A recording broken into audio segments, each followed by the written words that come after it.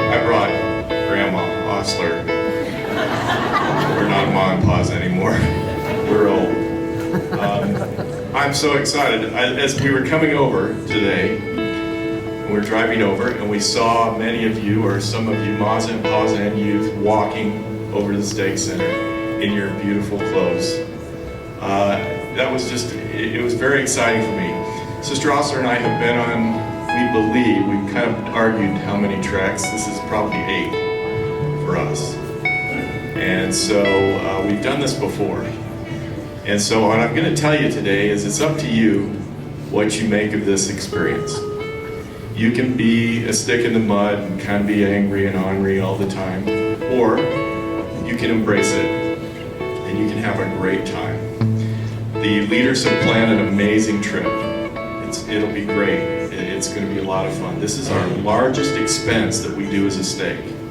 By far and away, the most expensive thing we do is support a trek experience for you.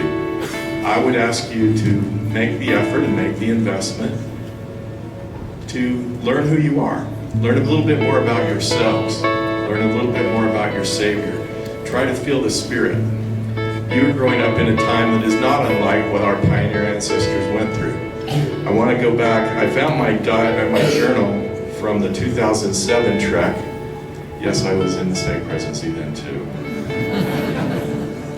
The theme of that trek was Join Hands in Faith. Now, this trek has a theme about the path of our feet. Where are we going? Where are you going with your life? Use this opportunity. You have a few days to kind of decompress and think about where you're going. What path are you going to be on? Your prophets asked you to be on a covenant path. But I want to share with you this quote from Elder Neil A. Maxwell, who was a member of the Quorum of the 12 Apostles. He said this, he says, "If we are faithful, the day will come when those deserving pioneers and ancestors, whom we rightly praise for having overcome adversities in their wilderness trek, will praise today's faithful for having made their way successfully through a desert of despair and for having passed through a cultural wilderness while still keeping the faith." So what I would suggest to you is that you are on a pioneer trek every day. You're facing your own challenges every day. And those of us who survive and who make it through that trek will be praised equally for the efforts that we've made to make it and to stay on the Lord's covenant path.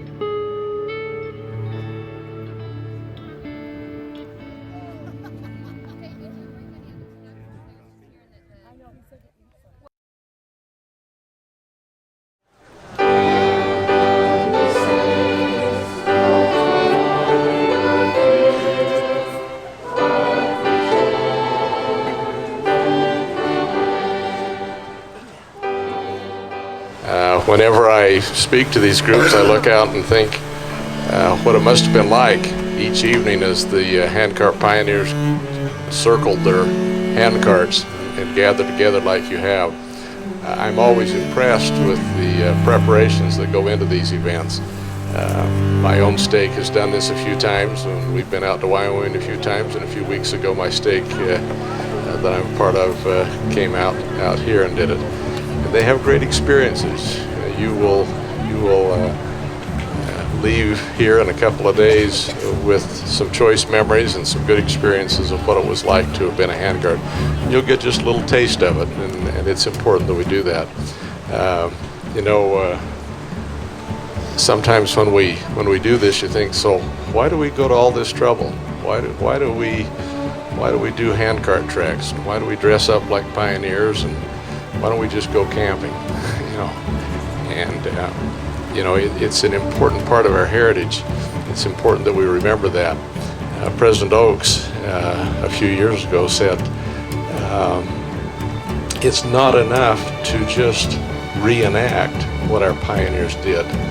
We need to learn from it. We need to apply some of the principles that they applied in their journey, and we need to see how do we apply them to our journeys. And our experiences are different. We're all pioneers in a different way. 1856 being a pioneer was different than it is in 2019, but we're all pioneers, and we can learn from this pioneer experience. So I hope that as you have this experience, you'll say, what are the lessons? What are the things that I can learn?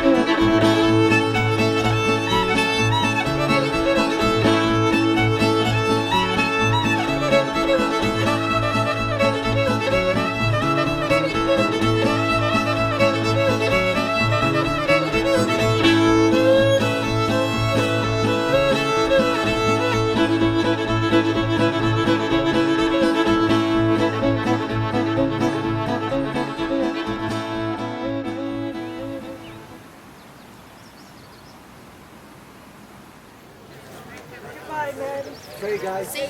You got it? I'll take the water. Okay, you got it. I don't know if you're going to do the women's pool maybe tomorrow or the next day. I'm not sure when you're going to do that. It isn't an authentic thing that the pioneers did, but I can tell you from reading those journals, there were a lot of women that pulled hand carts. Jane James and her daughters ended up pulling the hand carts all the way from the Rocky Ridge into the Salt Lake Valley, into at least Fort Bridger. And there are two girls, 19, 20-year-old sisters, Emily and Julia Hill. You might hear about them or have heard about them. Emily was a poet, and she wrote a little verse, and she wrote a verse that says, "As sisters in Zion, we'll all pull together." And a few years ago, Janice Cap Perry put that verse to music, and it's a popular song in the church now. So they changed the words just a little bit. She wrote it, "As sisters in Zion, we'll all work together." But I think there's a great message there from Emily and Julia Hill. As sisters in Zion, we'll all pull together. We help each other. We pull for each other. And I think that's another takeaway.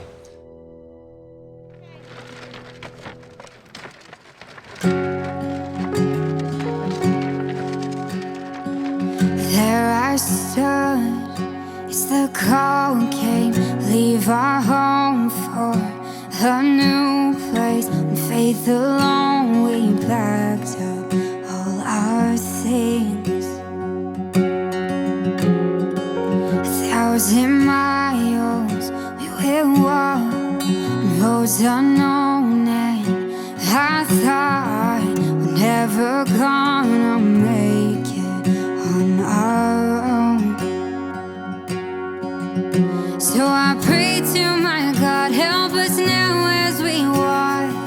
Give us strength to keep moving on. As we push and we pull down a long distant road, I felt a breeze helping me along, like the strength of a brother. I couldn't see another.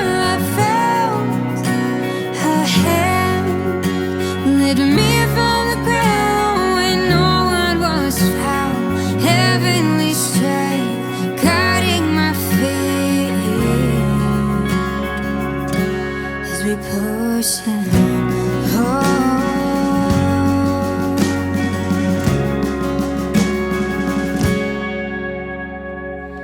There I stood as the wind came blowing in. I felt my knees shake, watched my father and my brothers leave. I stood in silence as they walked and disappeared, and I thought we're never gonna make it up this hill. So I pray to my God, help us now as we walk. Give us strength to keep moving on. As we push and we pull down a long distant road, I felt a breeze helping me along, like the strength of a brother. I couldn't see another. I felt a hand lift me from the ground when no one was found. Heavenly strength guiding my feet as we push and pull.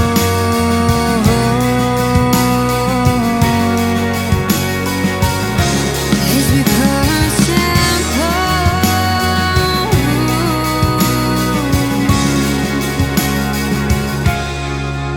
There was help along, the strength of a brother, my Savior, my Father. I felt your hand lift me from the ground, helping me along,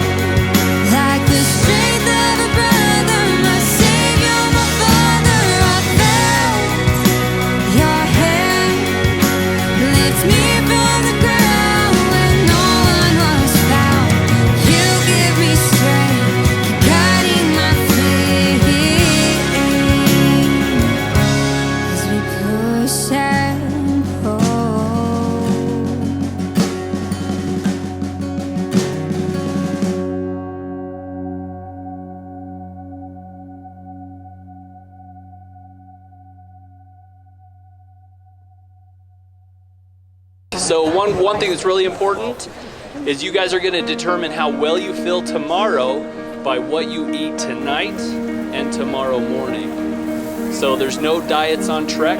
Make sure you're eating a lot of calories because you're going to burn a lot of calories.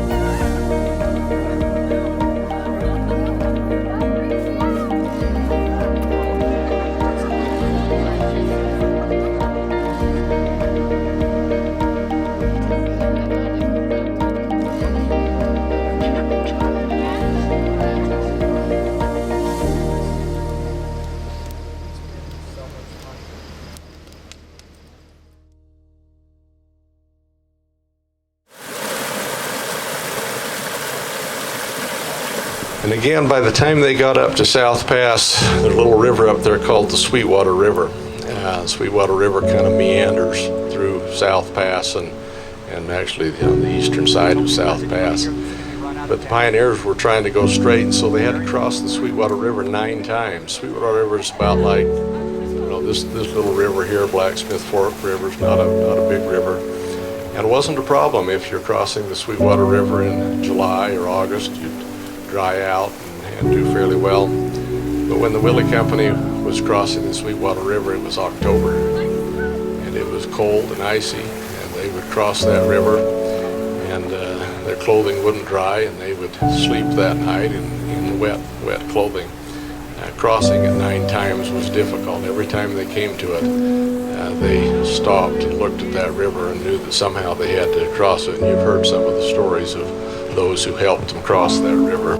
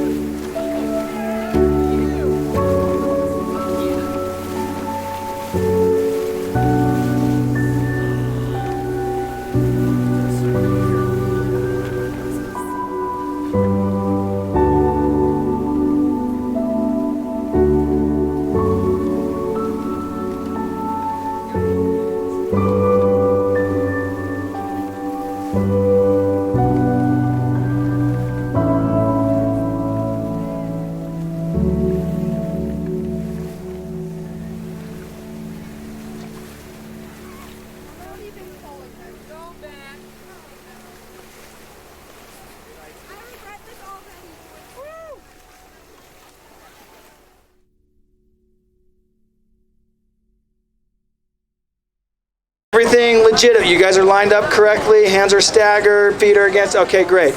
On your mark, get set, stick pull!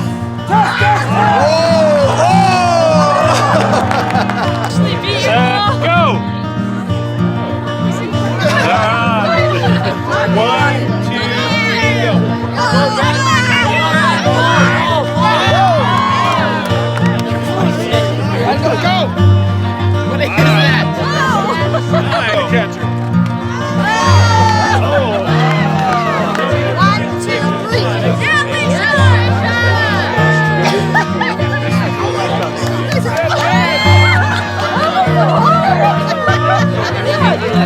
What is that foot stand?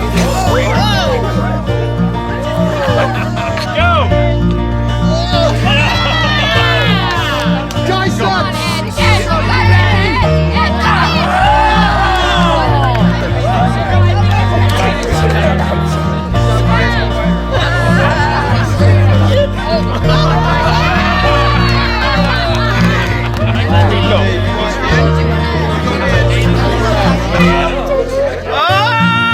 Gotta use your legs. Gotta use your legs.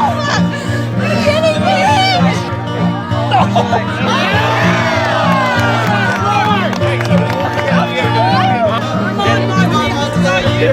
Just kidding, Montana. Hey, ready, set, go!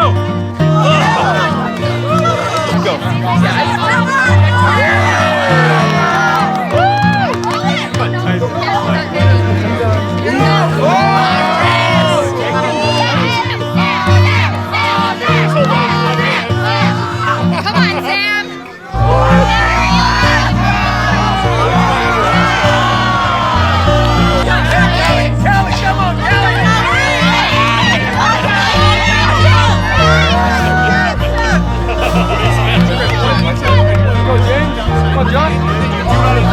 Set, go! Yeah, you win. Garrett.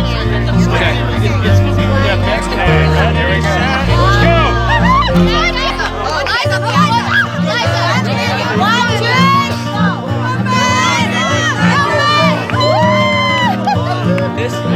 No, you have to keep touching stuff. Whatever.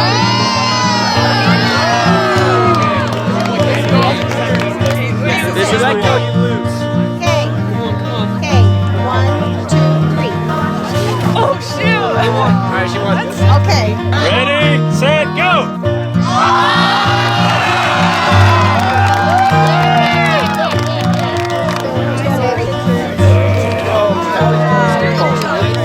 Go!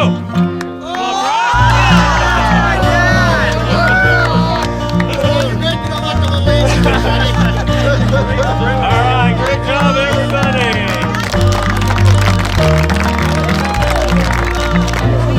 Okay, you guys ready? Okay, ready and go.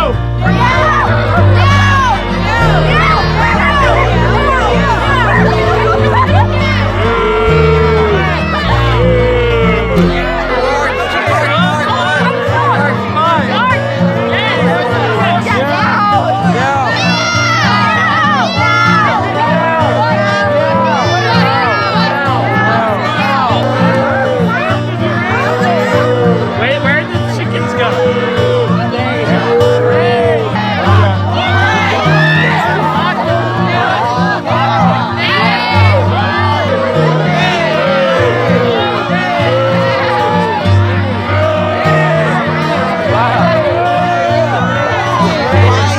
Position, shoulder point. Boing. I've got 3.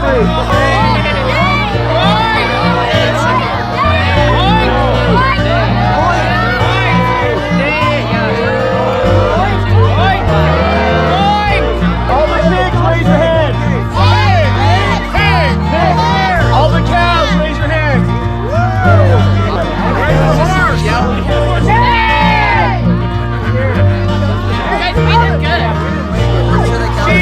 Sheep.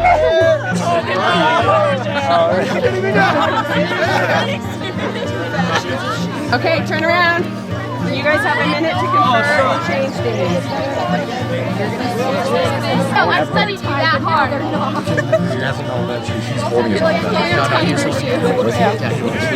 It's the bandana. He folded the bandana differently. Your foot's the different way. Oh, never mind. You have his glasses. Hey, He lost his bandana. yeah, your bandana's like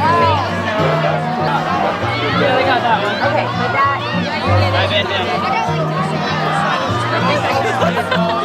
Okay, yeah. Or no, untie. I want to do it. Yeah. You take this side. Okay. Tongue down on his right shoe. Oh, they're on the opposite feet. Okay. That was tucked in. They did not get that. Okay, that's 3. 2 more. I had chapstick hanging out like that. Oh, that was tricky. You had it hanging. That's tough, but that's legal. And what's the last one? I changed sides. Oh, the bracelet changed. It's 3 legs. It's 3-legged race. I can't tell what family in here. Single Jake's my partner. Come on, guys, get it together. Now we're gonna think. Okay, It's all good. we got this. If we stick, maybe we can do outside. Here we go, guys. This is how we break each other's legs. Behind you, Mitch.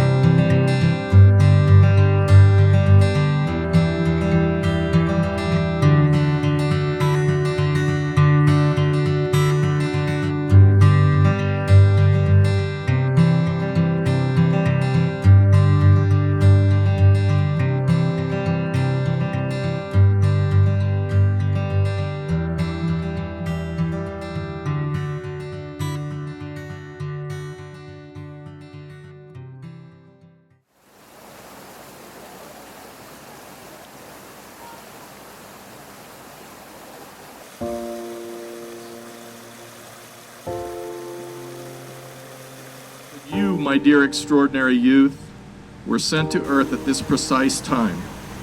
This is the most crucial time in history, in the history of the earth, to help gather Israel. The prophet said, there is nothing happening in this earth right now that is more important than that. There is nothing of greater consequence, absolutely nothing. This gathering should mean everything to you. This is the mission for which you were sent to earth. And then Sister Nelson followed that up, and she talked a little bit about paths. We talk a lot about that because we're supposed to be pondering the paths of our feet. Sister Nelson said that our individual roles in this great work, and then she reminded us that we choose whether or not we will fulfill our mortal missions. This is what she said. She said, no one will make us. We have our agency to choose how we spend our time and energy, our talents and our resources. In fact, what we choose to do is part of our testing. The choice is yours and mine. We will choose to do whatever it takes to fulfill the wonderful missions for which we were sent to the earth. And then President Nelson added, are you willing to enlist in the Youth Battalion of the Lord to help gather Israel? I hope that all of you will. I want you to think about all the work that's gone into this trek. Your ma's and pa's. We've got medical people, equipment people. We've got food people. We've got leaders. We've got bishops up here. We've got my cute wife up here walking in the dirt. Why do we do that? Why do you suppose? Because we've tasted the fruit. We know the Lord, and we want you to know Him too. And we want you to stay on His path.